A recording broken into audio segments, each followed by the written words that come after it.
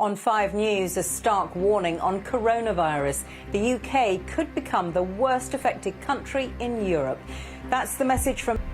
We'll assess the government's key tests for tackling this pandemic and how close it is to meeting them. Also today, a welcome bit of good news.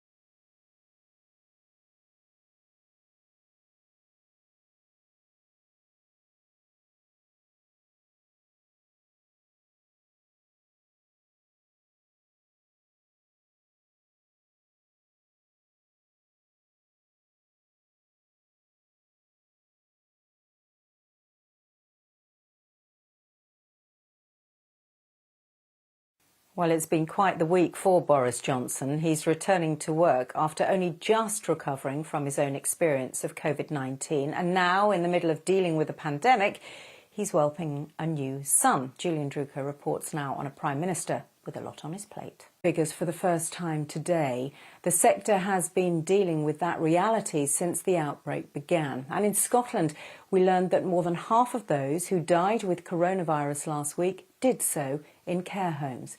It's a sombre reminder of how high the stakes are. Alan Jenkins reports now from one care home in Inverness where staff are going to extraordinary measures to protect those they care for. Hello and welcome back. Should face masks be worn by the general public? It's an issue that seems to have divided everyone, including scientists and politicians. In Scotland, people are now advised to wear face coverings while shopping or on public transport.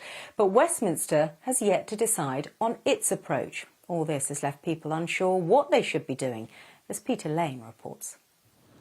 Next Friday is the 75th anniversary of the end of the Second World War in Europe, but coronavirus means this VE Day will be marked a little differently. Our royal correspondent Simon Weiger has the details.